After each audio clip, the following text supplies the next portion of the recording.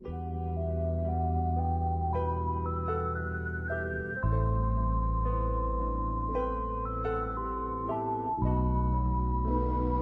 Jenderal TNI Anumerta Ahmad Yani. Selain Jenderal Nasution, sayalah orang yang paling diincar PKI. Karena saya tegas menolak dibentuknya Angkatan Kelima. Saat malam penculikan itu, saya dibangunkan oleh anak laki-laki saya dan memberitahu saya bahwa di luar rumah sudah ada banyak sekali tentara. Setelah saya bertemu dengan mereka, saya diminta untuk menghadap ke istana. Dan ketika saya berbalik badan untuk mengganti pakaian, tak lama mereka langsung menembaki tubuh saya dari arah belakang. Biarlah saya berkorban untuk negara ini, sekarang giliran kalian. Dan jangan membiarkan paham komunis berkembang kembali di negara kita ini. Saya Maijen TNI Anumerta Sutoyo Siswomi Harjo. Saya salah satu korban G30 SPKI dalam keadaan hidup. Saat saya dibawa ke daerah Lubang Buaya, di sanalah saya mengalami penyiksaan hebat, dipukul, dipopor, dan setelah itu mereka menembaki bagian tubuh saya. Setelah itu mereka membuang jasad saya ke lubang sumur itu. Mereka itu memaksakan kehendak mereka dengan memfitnah kami dengan adanya Dewan Jenderal yang akan memberontak kepada pemerintah. Kami ini prajurit TNI, sudah disumpah untuk setia kepada negara, maka tak perlu diragukan lagi kesetiaan kami kepada pemerintah dan NKRI.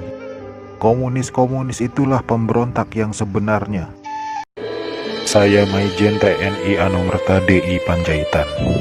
Saya menjadi target operasi G30 SPKI karena keberhasilan saya dalam menggagalkan penyelundupan senjata dari RRC untuk PKI guna mempersenjatai buruh dan tani. Pada malam penculikan itu saya gugur ketika saya sedang memanjatkan doa. Pasukan laknat itu menembaki tubuh saya beberapa kali, dan tubuh saya dibawanya ke lubang buaya untuk dimasukkan ke sumur maut itu. Tapi saya rela berkorban untuk negara dan membela ideologi Pancasila.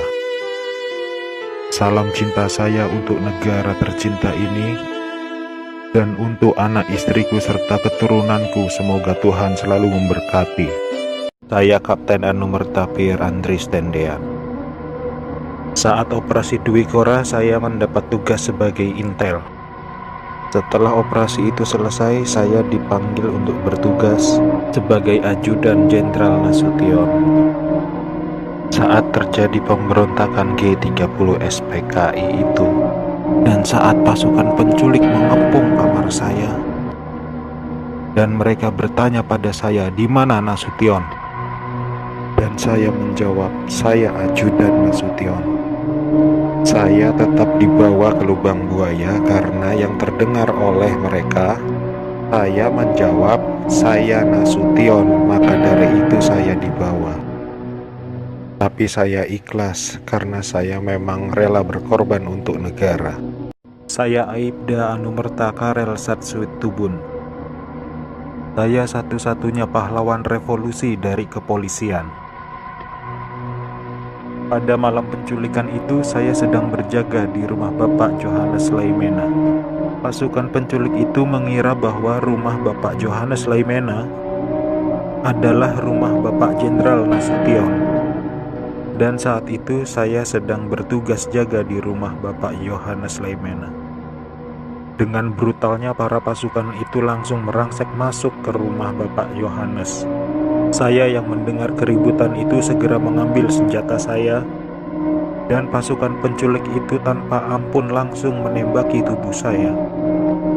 Harapan saya agar generasi penerus bangsa tetap memegang teguh ideologi Pancasila demi NKRI. Saya agen polisi Sukitman. Sayalah penemu lokasi sumur maut lubang buaya sekaligus memberi petunjuk kepada pasukan gabungan TNI saat mencari jenazah pahlawan revolusi itu.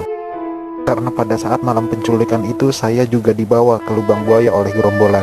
pasukan penculik dan sempat ditahan di sana. Tapi saya dibiarkan hidup oleh pasukan pemberontak karena mungkin melihat pangkat saya yang masih rendah dan bukan ancaman untuk mereka. Setelah beberapa lama pasukan gerombolan itu mendiami sekitaran lubang buaya, pasukan pemerintah datang mengepung basis mereka di situ, dan saya ditemukan oleh salah seorang prajurit TNI ketika saya sedang tertidur pulas di bawah kolong truk karena kepala saya terasa pusing sekali. Akhirnya saya dibawa oleh pasukan TNI dan menjalani beberapa interogasi dengan pihak TNI. Berkat kerjasama yang baik antara pihak TNI dan saya, akhirnya lokasi sumur maut itu ditemukan atas petunjuk dari saya. Saya Letjen TNI Anumerta MT Haryono. Malam itu pasukan Cakra Birawa datang ke rumah saya dan meminta saya agar segera menghadap Presiden Soekarno di istana. Tapi karena kecurigaan istri saya begitu pula dengan saya, lalu istri saya mengatakan pada pasukan agar kembali pada pukul 8. Tapi permintaan istri saya itu ditolak oleh para pasukan pemberontak. Maka dengan segera saya mematikan lampu kamar dan menyuruh istri saya pindah ke kamar sebelah dan saya menunggu penyerang pertama masuk ke kamar saya. Saat penyerang pertama masuk, saya berusaha merampas senjata yang dipegangnya, tapi saya tertembak oleh penyerang itu. Lalu jasad saya diseretnya keluar melalui pekarangan rumah dan dimasukkan dalam truk yang sudah menunggu di luar rumah untuk dibawa ke lubang buaya dan dimasukkan ke sumur maut itu bersama rekan-rekan saya.